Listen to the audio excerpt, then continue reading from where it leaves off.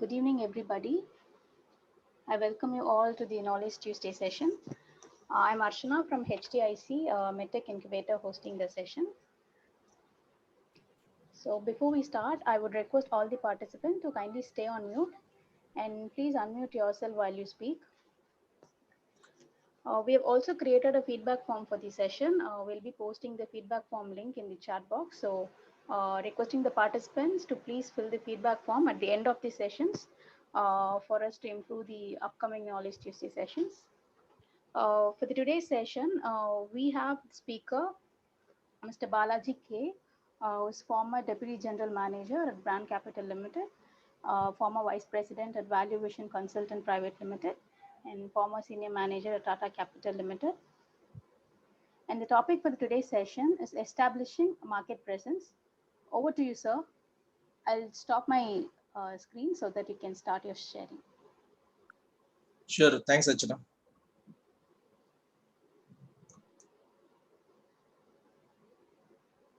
Good evening, everyone. First of all, I would like to take this opportunity to thank IITM and HTSC for having given me this opportunity to, take this session. It's a very interesting session, establishing market presence. So basically, whatever you make, in terms of product or service, or it's very important how you approach the market, right? So, it all depends on how you, plan yourself, strategize to take it on with the competition and so on and so forth, right? Today, it's a completely competitive world. So I think it's important to identify yourself in the competition, as well as make yourself present and make yourself valuable to the customers. So before I begin, I just want to understand, Archana, if you can help. So how many of the startups are there, and how many of them are already ready to market, or under the phase of development also are there? Yeah, so we have mixed audience here. So we have like startups who are in the starting stage also, and startup who are in developing their products also. So we have a mixed group over here, mostly kind of early stage startups. Okay.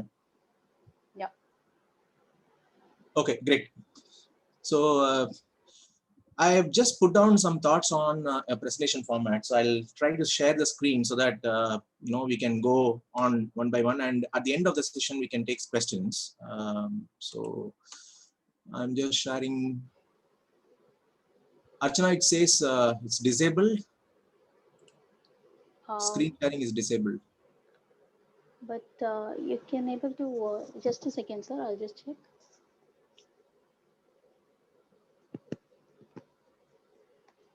Yeah.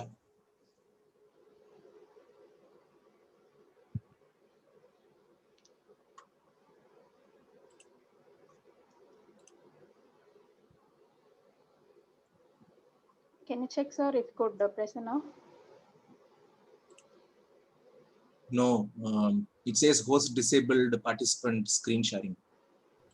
Archana, Pratishtha here. Yes, Pratishtha. You will have to click on share screen and allow multiple users to, multiple participants to share. So I think once you do that, you'll be able to allow access. Thank you, Pratishtha. Sir, can you just check now? Yeah, it's coming. Thanks. Yeah, thank you, Pratishtha.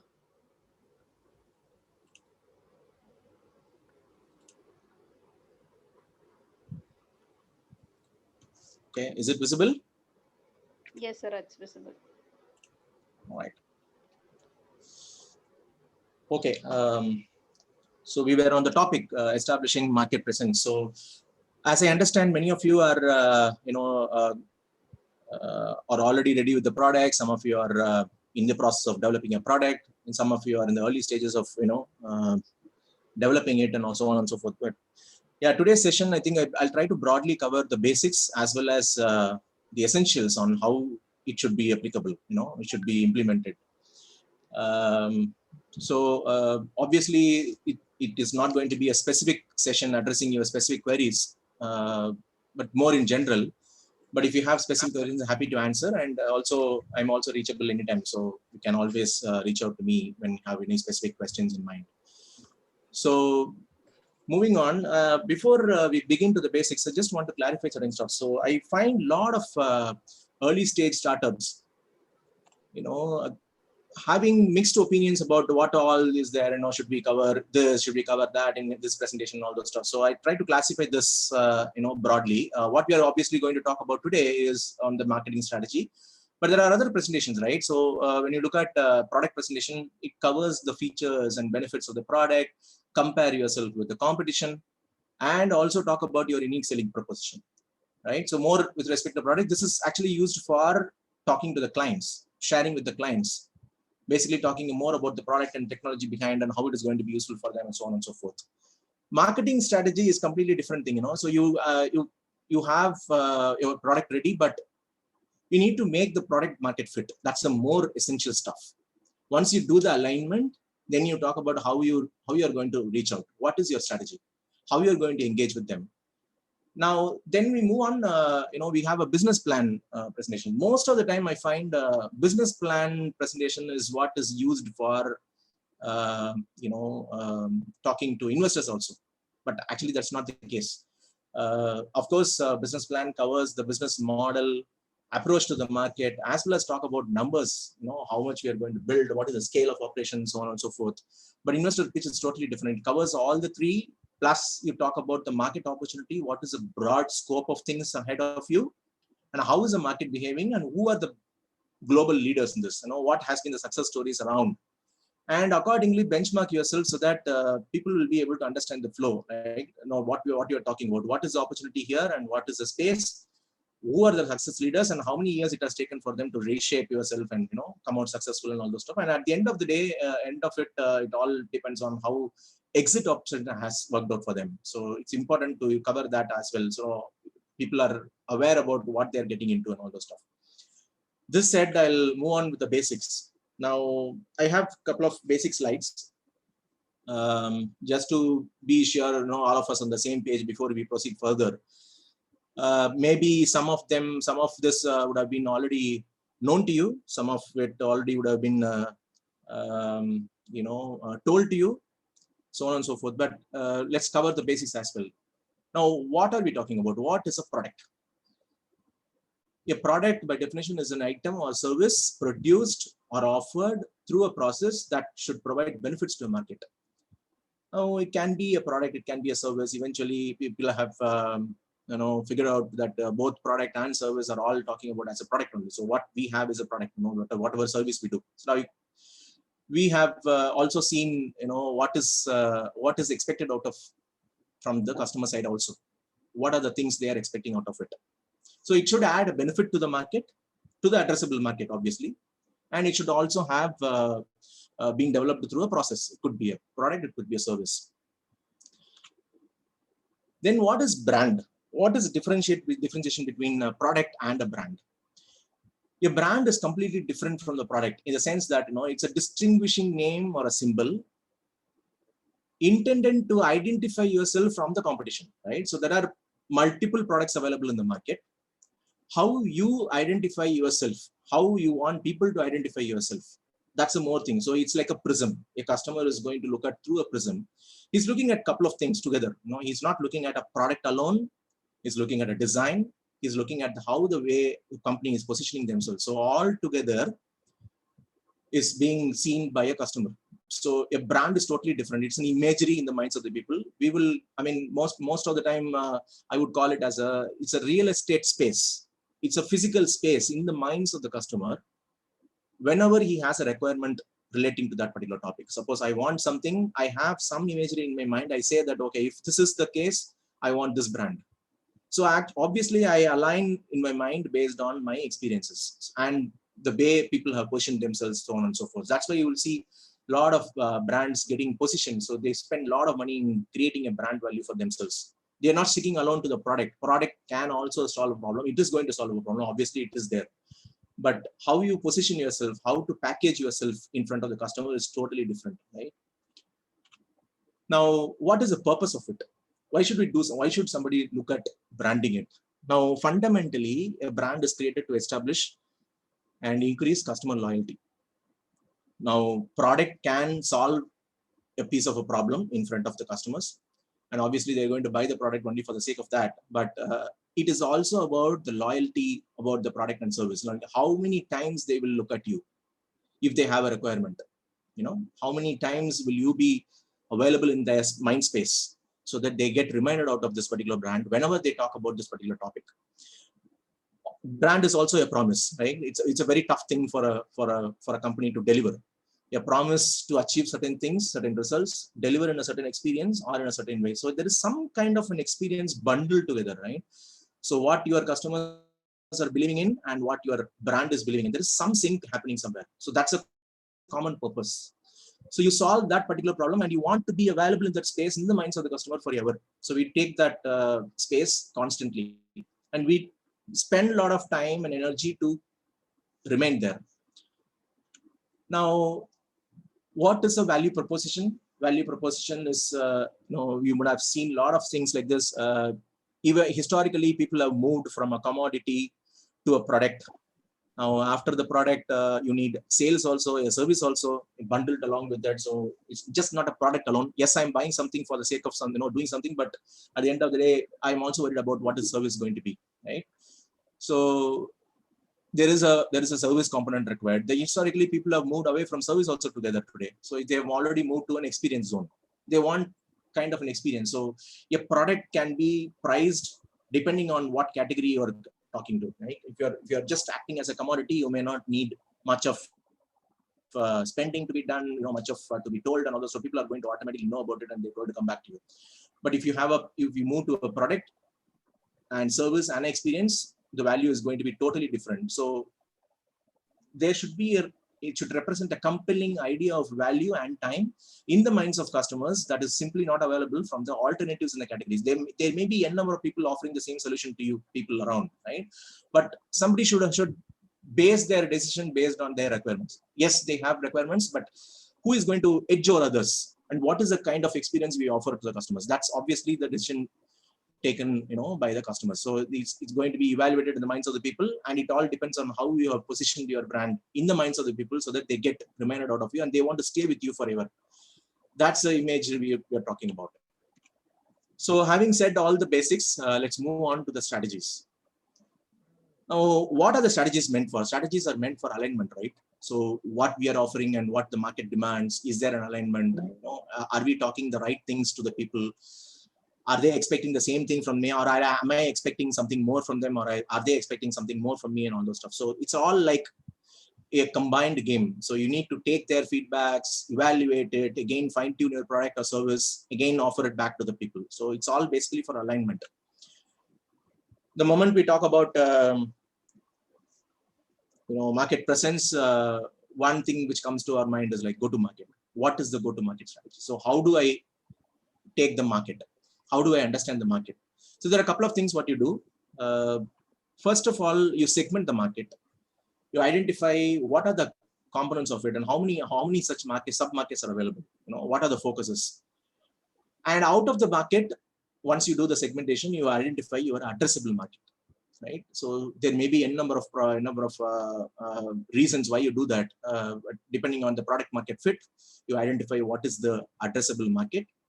And once you identified the addressable market, you identify what is the approach to market. How am I going to do? So like, you basically answer the basic questions like, what are you selling? Who are you selling to? Where will you promote your product? Where is the space? And how will you reach your target market? Now, these are all basic questions, but on a broad category go-to-market strategy, obviously it has to cover everything. So you need to think from all these angles and document it basically to see whether our approach is right. So this will answer the approach to the market.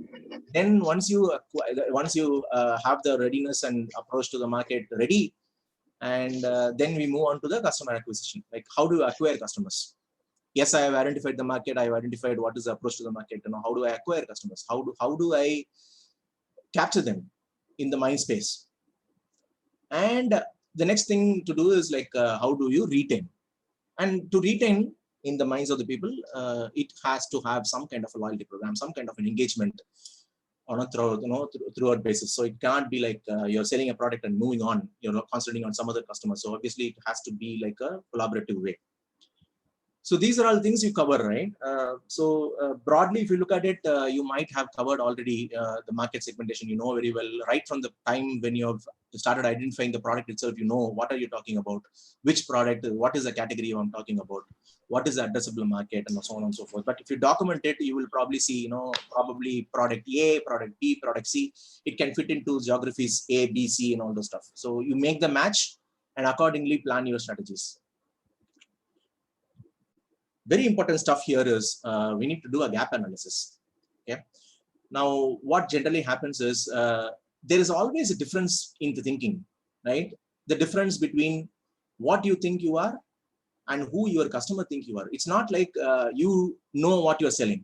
The customer also should identify you with what you're selling, exactly matching with your things, right? Only then the alignment can happen. So it's very important to have that alignment, and because if the alignment is not there, he's not going to remember you at the time of need.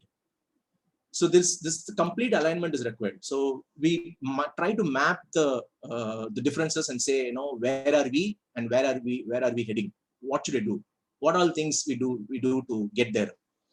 Now, the same way is vice versa is also applicable. It is also the difference between who the customers think they are and who you think they are. Like, it's also vice versa. Like, you have a customer in place and you think the customer is only interested in this, and therefore I will be able to fit into his requirement and I'm solving his problem, so on and so forth. But if he is of a different scale and he's not thinking about these problems at all, now there is a misalignment. So what you do, you first create that alignment. You create the necessity in the minds of the customers. You talk about that first, align yourself, and then sell your product. So it's very important to position it accordingly, right? So if you know the differences between the thinking in the minds of the customers and yourself, you'll be able to do that alignment very easily. And this alignment is very essential. I've seen many companies, come to this alignment table after a while, after they've spent a lot of money in marketing, getting themselves known and all those stuff. And then they start thinking about, am I being seen differently from the market's point of view? So it's a big spending by then. So it's important to see, are we offering the right thing and we are known for what we are offering, right? So basically you create that alignment and then step into all kind of spending and all kind of image creations and all this stuff. Now, when we talk about marketing, many of the time we miss talking about the revenue generations. Now, marketing has to end up in making revenues for the company, right? So ultimately the purpose is being solved only when you get there. Now, there are 6 revenue levers. So you need to concentrate on that as well before you hit the market. Now, we need to know whether we are aligned properly, whether are we having efficiency in table, are we efficient enough to look at all these things. And once you're done, then you're already game for taking a bigger and larger play. The first and foremost is targeted selling program. When I say first, it doesn't mean it is first. Obviously, depending on the business what you are in, depending on the product or service what you're offering, there are going to be prioritizations required. So you need to pick and choose what is coming first for you, what is coming next for you, and all those stuff, obviously. But there are 6 levers which we consider, and most of it are essential for the business. Now, the first one is targeted selling programs. Yes, we know there is a requirement to do promotion for the product. You need to improve on the targeted promotions and so on and so forth. But how do you do that, right? So how do you make a promotion which is targeted to a particular customer? Let's say, for example, I know X, Y, Z. There are 3 customers in front of me, and I know X is the best guy to suit for my product, and I want him in more than he wants me. Okay, just to make myself visible and so on and so forth. So what do? I kind of create a targeted promotion to get him in first, right? So X has to come in first. Then I look at Y and Z and all those stuff. Obviously, I'm thinking that X is going to be more valuable to me because he's exactly on the same place where I'm talking about my problem statement. There is a problem and there is a solution from my end, but I'm trying to see whether who is actually needing it, who is the right person to do that. So once you identify that, you create a targeted promotion for him. And it's not that, you create stickiness in the minds of the people for a long-term engagement. Let's take an example. Let's say we are talking about something um, okay, so let's say an online pharmacy or whatever. Okay, now there are many options for a customer today, and there are many reasons why people go behind the same name again and again and again and again, right? So even if you're looking at some options, you suppose maybe you have already registered with one and you want to you want to stick to it. Why should we create unnecessarily 1,000 registrations around, and why should we experiment? I'm happy with already the engagement, and I'm also equally happy with the product. So I try to go back to them. So there is some stickiness in the minds of the people, right? So I create the stickiness for a long-term engagement. It could be reason why people move on from a product selling to a subscription model, right? So people create that subscription model in the minds of the people, and obviously it is all created to create stickiness for a long-term engagement. Then, hello, is there a question somebody want to ask? No. I've just muted that person, so it was Okay, accidentally. All right. Okay. So next we move on to a sales channel optimization. Now it's very important that the sales channels are working in your favor, completely in your favor, and aligned properly with your thoughts and the requirements. So you use them for showcasing your product or service. You promote their reviews as well, so maybe there are thousands of reasons why you do that, right? So more reviews are going to yield you more results. People are going to come back to you for experiences. Like historically, as I told you, I think people have already moved from a product or service. They're only wanting to have an experience, right? When they talk about whatever, so they are going to be coming there and referring to the reviews and also taking a decision accordingly. So it's very important that you promote their reviews as well. And suppose you're solving one piece of a problem for a customer, and there are other problems which are being solved by other people around you. There are complementing service providers. There's no harm in entering into a strategic alliance or partnering with them, bundle the offers and sell together, because the target audience is same. And it's not that you're solving a problem and you're only going to focus on your issues. There are reasons why a customer is going to consider a person coming up with many solutions for his problems, right? There are other problems for him, and there's a reason why we should talk about a holistic approach. Suppose if you're solving the entire piece of a problem for a customer, happy to do that. You don't have to partner. But many of the times we are still talking about a pie. So there are other players around it, and it's not necessary that you should provide everything in the holistic way. So maybe it is not your cup of tea. Maybe if it is not something which you're good at, and all those stuff, there needs to be some alignment. So we talk about partnering there, and bundling the offers as such. Then we have Salesforce activation. Oh, this is very important. Now, the reason why it is important is you may have a number of teams, people around working for you. It is obviously necessary that we should, optimize their incentive structures, because the more the motivated they are going to be, referring and bringing up more customers for you. It's not just selling and bringing the revenues for the first time, but I think it's more to stay with the customer for long. It's important that they should carry the same imagery in the minds of the people and carry that to the customer as well, because the customer is also going to read through your sales team. He's also going to read through your people who are talking about the product. So it's very important that you should motivate them as well, as much as possible, and incentivize them. And eventually you move to an inbound marketing stage. Like you create a pull in the demands of the people. So you make yourself known, and people try to call you, make some entries, make some inquiries, reach out, and all those stuff to see whether your product is good enough for them. Can they evaluate further and all those stuff. Obviously, the first the reason why people are going to call you is like before they take a decision, they need to know whether this is the right way to do it. So once they have an alignment, once they have a requirement in front of them, it's important for them to remember our brand, and they call us, right? That's the more inbound marketing stuff. Moving on, then the more important stuff is the pricing. Now, many a times there needs to be pricing discipline in the business. So many times we see that there is a product pricing required to be placed, and you sell the same priced product to a number of people around. So some of the debates are like on, like, why should we have a similar pricing? Why should we have a constant pricing? Can we not have a distributed pricing? Can we not have a differentiated pricing? Different set of customers depending on their needs and so on and so forth.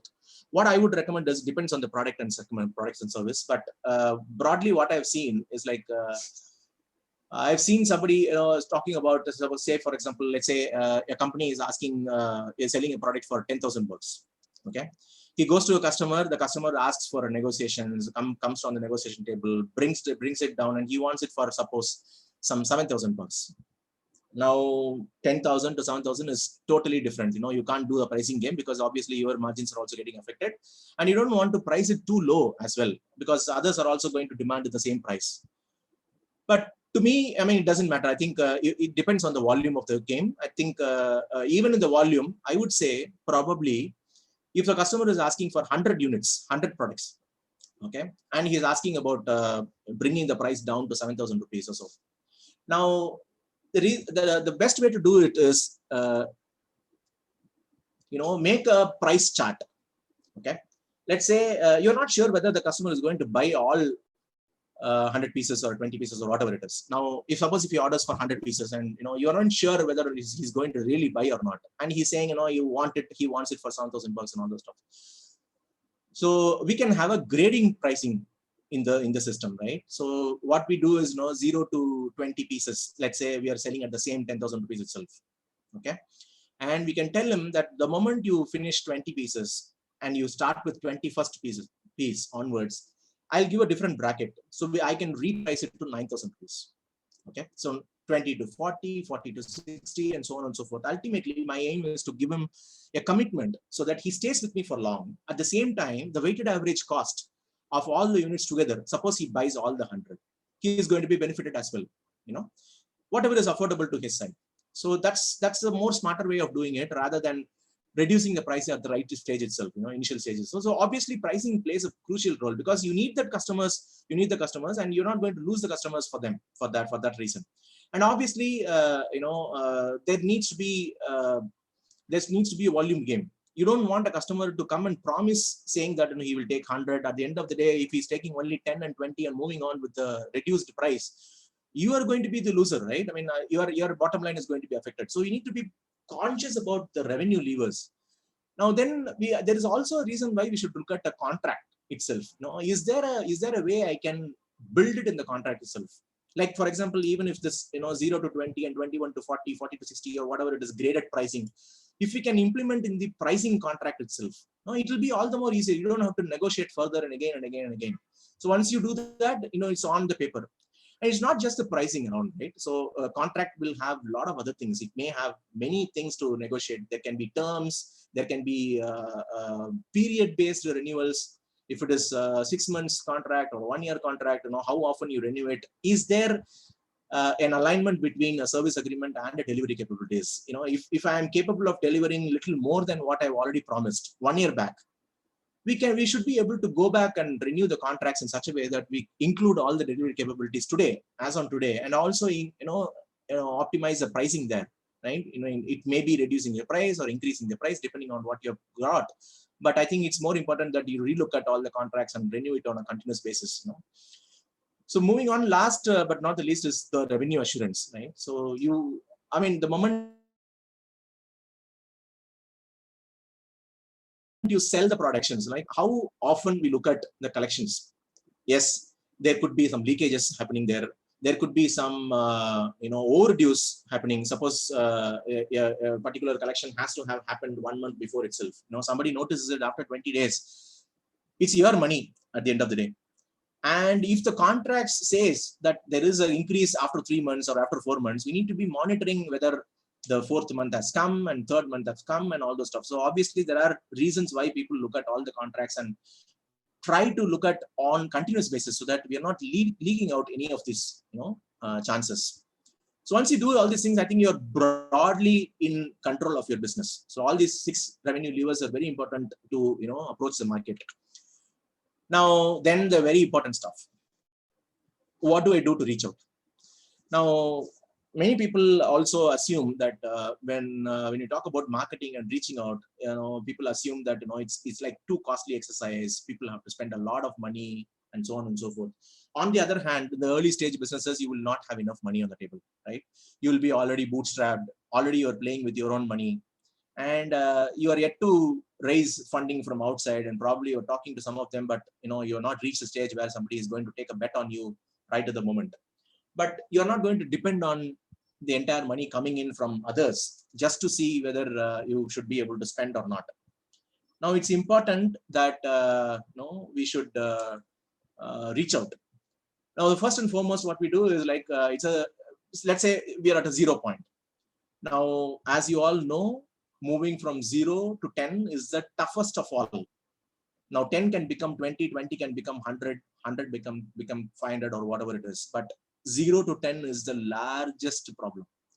And if you're able to solve that piece, you're almost there. Now, how do you start with? Obviously, we start with the social media platforms, because it gives a possibility to create engaging contents, also share your personal experiences, and there is a touch between you and your product, and the customer is going to value the touch. Okay, so we start with social media platforms. It's not going to cost you too much. Maybe we can start with an engaging content, bring the your customers on the table, your targeted customers, and engage with them on a continuous basis. There could be feedbacks coming from them. Okay, there could be positive feedbacks, there could be negative feedbacks. I normally say a negative feedback is all the more important, what you should be focusing on, because that is going to give you a chance to fine tune your product. Because at the end of the day, if you feel your customer is also going to play a crucial role in building up a product for you, it's a larger piece what you're getting into, right? The customer is also going to feel engaged fully, and you have to communicate that back to the customer as well. Encourage him to give you feedback, so that you fine tune your product and you'll be able to come back much more better. Now it's important in a way that you should get your customers talking. It's not that you talk to the customers, right? You present your product, you share your experiences, but at the end of the day, if you are not encouraging customers talking about you, you're just not solving. You're not getting there at all. You have a product, but you have a customer, but you're not listening to the customer probably. Now what we should do is like you should encourage customers talking. So it's not like customers are talking to you alone. Customers will talk to their friends and relatives. Customer will share it with their networks, and also they have to see your success stories. So if you have some testimonials coming on the table, you should share more with them as well. The more they share with you, it's also going to add value to you in terms of product building and fine tuning and refinement and all this stuff. And also you should make yourself visible for participating in the forums or expos or so on, so because seeing is believing, right? You have a product, you have a solution to a problem which is already available in the market, and you want to say them that there is a solution in front of you, and here is what my brand is talking about. I am talking about this, and they are going to be believing. So the more and more they see you, so then we get into an advertising mode. It could be paid advertising, right? So paid advertising, this is where the next step comes. Once you are able to afford some piece of it, go digital way. You don't have to spend many other costly platforms. Obviously there are other platforms like television and radio and newspapers and magazines and so forth. But what is important is to see what you can afford. So better is to start with a digital way. Look at search engine optimizations, look at a content marketing style. Can I create a brand value out of it? Can I make myself visible in that space? The moment you have a particular specific program going on, you go participate yourself, and maybe publicize yourself through a digital platform as well there. Also then we are conscious about being data driven, right? So all these what you do are going to give you a lot of data. Who is looking at you? Who is your target customer? Who is showing interest? Who is clicking? What are the time gaps? Who is clicking at what time? So all the demographics, all the data you play with, and you read the responses and use the feedback to refine your product. That's more important. So we should be conscious about being active on that. And then eventually you develop get into personalized emails and encouraging feedbacks, and build loyalty programs, and try to see whether we can stick on to the customers for long. And whenever they need a requirement, they have a requirement, they should be able to think about you and also working with you, right? So all these are things, which are important for reaching out. Now, if you see cost wise, it's not going to be that much. You start with very, very nominal costs. Maybe create a brand for yourself, create that imagery, and talk to your relevant audiences on a continuous basis. You engage with them on a continuous basis, so that you can probably take feedbacks from them as well. Include them in the process as such. When you build a product, it's not that you build everything and then you shout out and remain outside. It's important that you should bring them into your fold also, and encourage them coming back to you. Now we are almost there. I just want to summarize it. So we covered the first introduction part of it. We covered what are the basics, like what is a brand, what is a product, what is the purpose of branding, what is the value proposition, what am I offering, and what am I talking about. And then we talked about the go-to market, what all we should be focusing on, especially doing an alignment with respect to gap analysis, with respect to the minds of people and the minds of the entrepreneurs. And also look at revenue levers, like what are the levers by which we can tweak in, get them out more, and also maximize your reach and maximize your revenues. And finally, reaching out, how do I start, where do I start, what's the 0 point, how do I proceed, what all things we can cover. And ultimately it's a cycle. At the end of the day, if you are taking feedbacks, you use it for your refinement of your product and coming up with future products, aligning with your customers, more so that they get reminded of you very often. So broadly, these are the things we covered. And as we always say, the time will never be just right.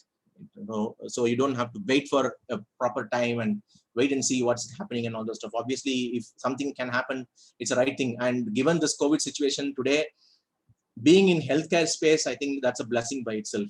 People are already talking about the requirements on this side, and people are already assessing many of the ways for digitizing it and so on and so forth. There's a lot of push from the government as well. So this is the right time for people to think about it. So I leave there with this thought, and I'm happy to take questions. Thank you. Thank you, sir, for your presentation. So participants can also post your questions on the chat box so that we can facilitate through. So we have few questions on the chat box, sir. So I'll start with the first question.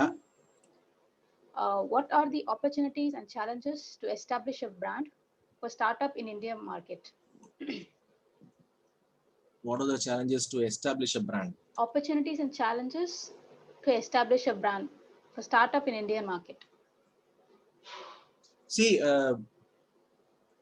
let me give you this view.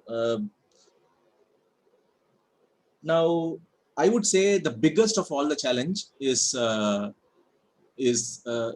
spending, loads and loads of money.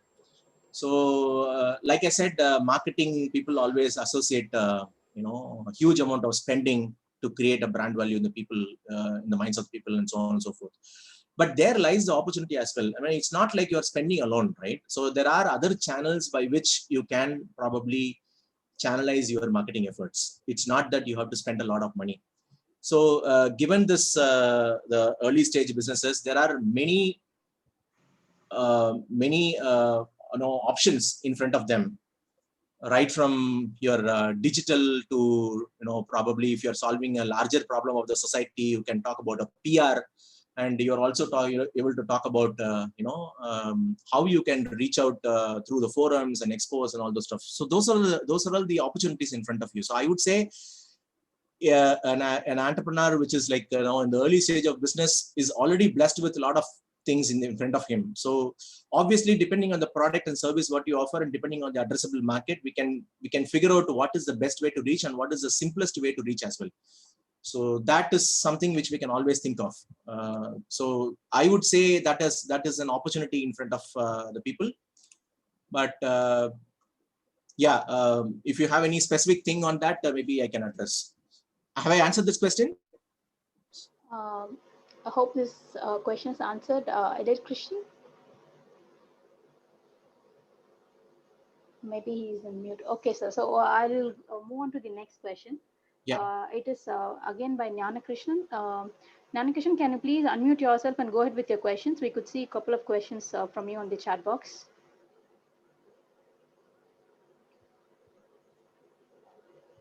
Can you unmute yourself and go ahead with the question?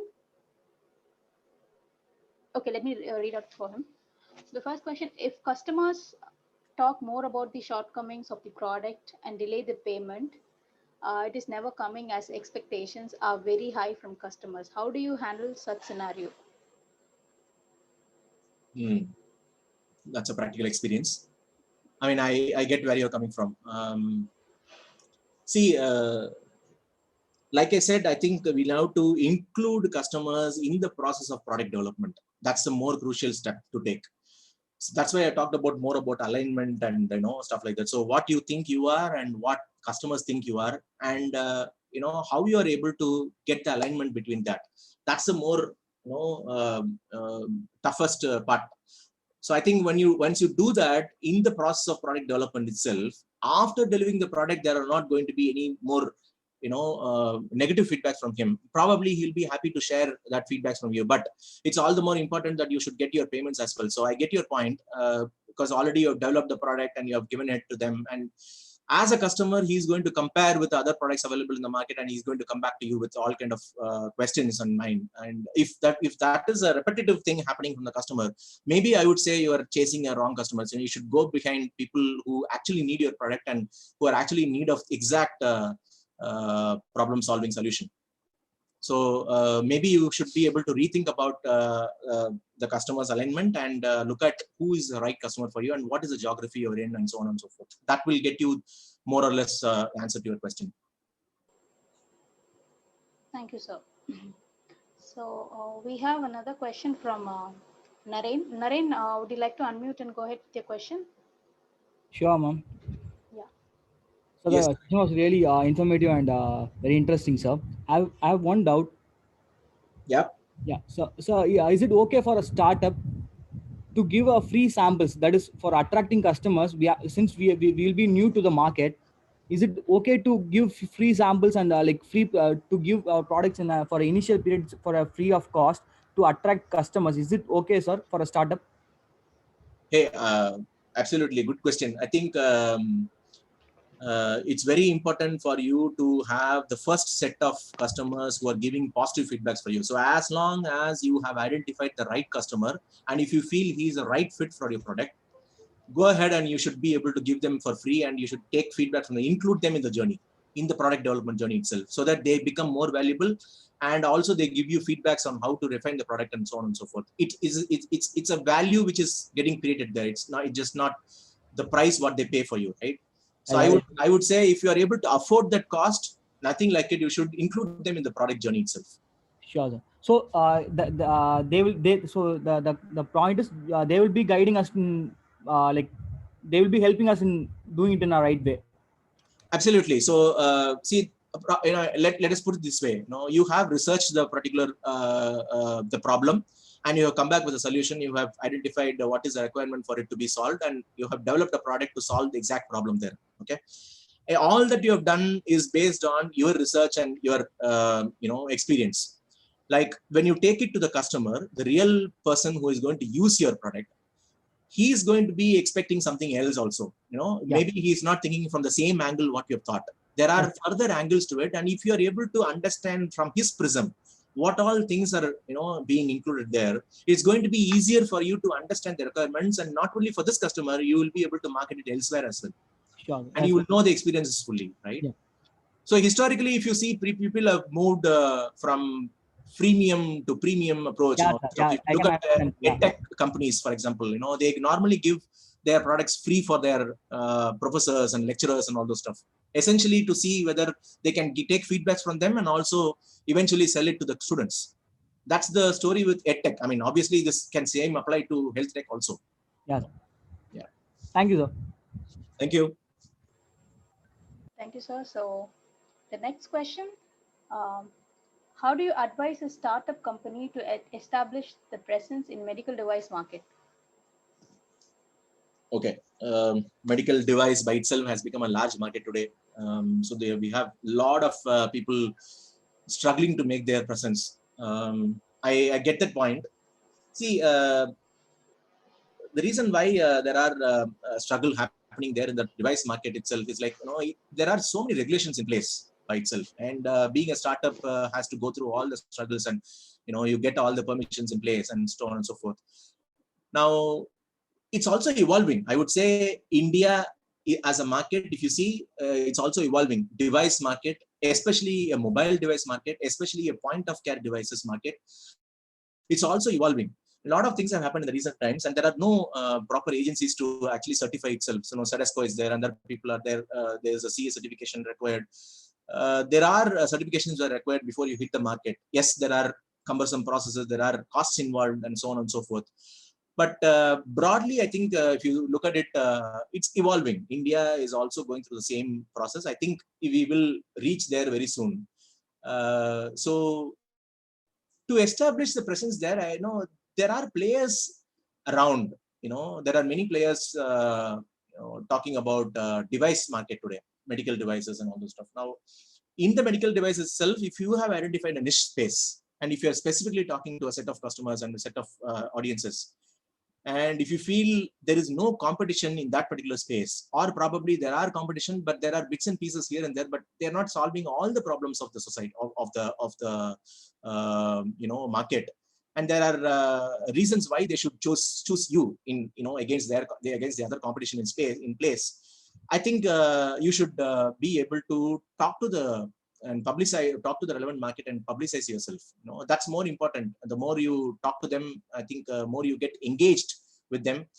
It's necessary for you to also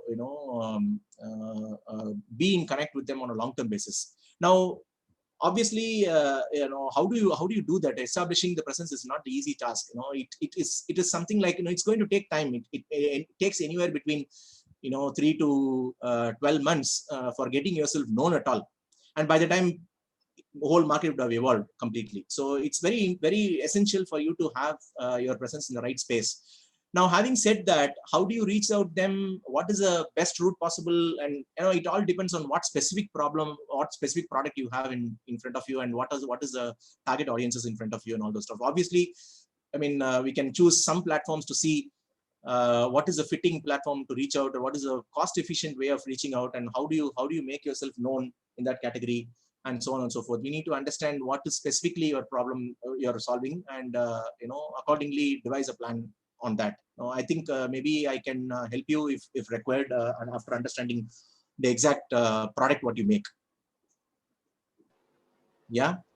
Yes, thank you, sir. Hope that answers Yeah, question. thank you so much. Thank you so much. Yeah, okay. Should we have another question, I suppose? Yeah. Right?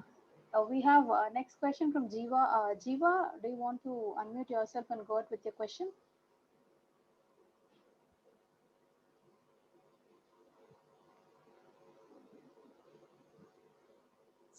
Okay, let me ask the question.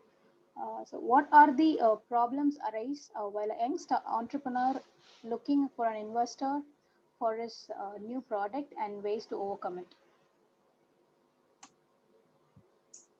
For the fundraising, investors. Maybe yeah. The problems See, arise while the young entrepreneurs looking for an investor. See, what I've seen, from my experience is like many of the time, there is a timing required to go to the investors. Many of the time I see either people are little early or they're a little late, so it's like timing the market. So it's very difficult stuff to do. Like if you're generally, what are the feedbacks you're getting from the investors? The investors will probably say, yes, I understand where you're coming from, I understand your product, but I think let it take shape. We will be in touch, we will review the proposal after 6 months, let's see what is the traction from the business, and so on and so forth. This could be the larger reason. Okay, this means that you're early to them, probably to that particular fund. There are other funds which are going to be talking to you at that point of time, but I think you have reached out to a person to a fund which is actually not in alignment with your stage of business. Now then there are reasons where okay, I understand your requirement, but I think the promoters themselves have put in very less. Given the situation, how can we take a bet on a larger investment? So this is also one of the reasons why people reject proposals. Say that, okay, let somebody come in, let somebody else invest, and I will also co-invest. That means what? I mean, they are not happy with the equity on the table, the commitment from the promoters on the table, right? So there we talk about a different stuff. So you talk about and then how you're confident that you'll be able to bring the traction in the business, and how you're confident that people will be able to put in and come in at a later stage at a bigger, higher valuation, and so on and so forth. So it's a basically convincing exercise. And are we talking to the right set of investors? That itself is a question. So we need to answer that as well. So there is required to be an alignment. So you should never be too late also. Obviously, when people are too late, so they feel that investors feel that why have they not raised at all till date? No, if this is a compelling reason for a customer to buy this product, they should have got somebody in long time back itself. And the reason why somebody has not invested in them, maybe there is something else bothering them. This is the thinking which goes on in the minds of the customer, in the minds of the investors as well. So a right timing to the market is very essential. So depending on the stage of business what you are, if you have some early traction in the business, and if you have some proof of market considering your product, that's the time you should time it. So you should start your conversations. There are obviously early stage venture funds which are looking at early stage businesses. You should talk to them. Or if you're not looking at fundraising in the immediate times and you want to scale it up to a reasonable level, and you want to look at somebody coming in at a later stage, yes, you can do that as well. But then you target a separate set of customers, separate set of investors. You don't go behind your venture funds and so on and so forth. Maybe angel fund will be the best thing to do for an early stage investment, very early stage, maybe kind of early revenue stages as well. But if you have a steady state of revenue, you should not go behind them. Probably you should go behind a matured set of investors who can help you scale it up faster with their experience as well. Yeah. Thank you, sir. Hope that answers Jiva's question. Yeah. So we have the next question from Sumitra. She's asking to share some insights on digital marketing versus the traditional marketing. Okay. So see, traditional marketing, covers all the other gamut of things. Like you have newspapers to magazines to television and radio and so on and so forth. Digital marketing is something which can perfectly fit into an early stage startup. Now, the reason why I tell you, one, obviously because of the cost. Traditional marketing will be totally different. Like you have all the platforms for you to explore. Obviously, if you have money, you can play with it, and you can create a value for yourself, and get an imagery done faster and sooner. Yeah, that obviously is not going to be the possibility at an early stage business. So digital marketing will be the best thing to do. Digital marketing not only comes at a cheaper price, but I think it also engages with the right list of customers. Now, if you see the landscape of customers, right? So there will be early adopters, there will be late adopters, and there will be matured people who are going to wait and watch even then, right? Now, early adopters are always reachable through your digital platforms. Now, people who have a similar kind of requirement and willing to experiment with the new products and services, they are the one who are going to add value to your product. So the more you talk to them, more you get them engaged, the more you're going to be working on fine-tuning your product and so on and so forth. You can include them in the journey. Now, traditional marketing is a very, very difficult stuff. You don't know who you're talking to, and I mean, if you're talking about newspapers and magazines and TVs, you cannot reach out to them and take their feedbacks and so on and so forth. You will never be able to understand their requirements. Who is actually watching? Who is listening to your audio shoutouts? Who is listening to the video? And who is actually reading the newspapers? And I mean, there is no track by which you can trace them.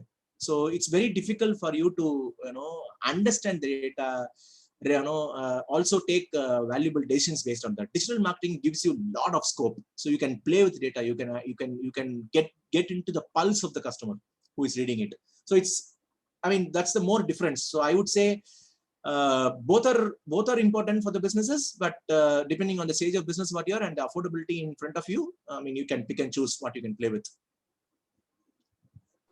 Have I answered your question, Sumitra? Yeah, I hope that answers Yes, sir. Sumitra's question. Yes. Okay. Thank So you. at the interest of time, we'll take the last question from Dhanusha Sri. Dhanusha, do you want to unmute yourself and go ahead with your question? Yeah, thank you so much for the insightful session, sir. I just have one question. The question is actually, how does an organization fix upon the pricing model initially? Is there a specific model for a product-based company, or is it separate for a service-based company? Or is it advisable to experiment initially with the pricing? So how does that work? Thank you, sir. So that's the question. Okay. Let me give you my perspective. See, a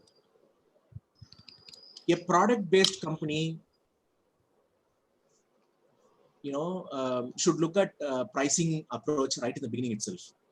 So my view is like, you should have your pricing chart in front of you, and obviously you can tweak in based on the customer requirements and depending on how the customer is crucial for your business and all those stuff.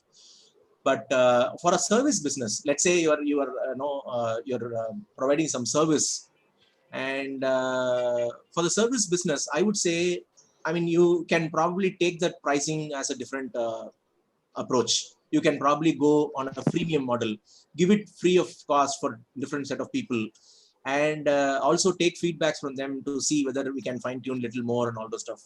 This is more good for a service based business. For a product based business, yes, you have you have a physical product in hand, and it's all the more necessary for you to get the pricing done right to the initial stage itself. You should know what you are giving. Probably you may give it for free for the customer, depending on how important he is for you in the journey.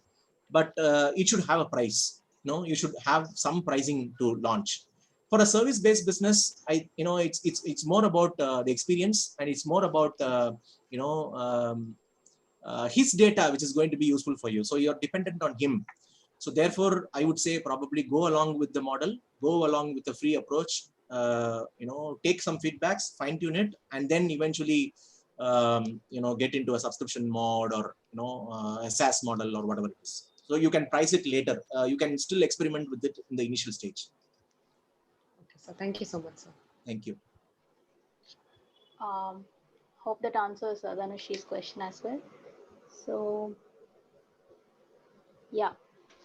So before we wrap up, I would like to make a few announcements over here. We have posted a feedback form in the chat box requesting the participants to please fill the feedback form for us. And we are hosting an Ask Me Anything session on the coming Thursday at 5 p.m. on the topic Ask Me Anything on Pitch Deck. The speaker is Ms. Barbara Russell, who is the co-founder of CapW Global. Thank you, Balaji sir, for your time. It was really an insightful session, I would say. We would usually upload our session video to our YouTube channel. Hope it is fine with you, sir. Yeah, I'm fine. No problem. Yes. Thank you so much. Thank you so much for the time. And I hope I have answered all the questions what people have raised. I'm happy to see the last comment from Ms. Gayatri. Yeah, so thank you so much. So if there are any further questions, if you feel you should, you should have my opinion on, my perspectives on, how you can go ahead on certain things, I'm happy to help anytime. Thank you so much. Thanks for this opportunity as well. Thanks, Ashana. Thank you. Thank you, sir. Thank you, all the participants. Have a good evening. Bye, everybody. Bye-bye.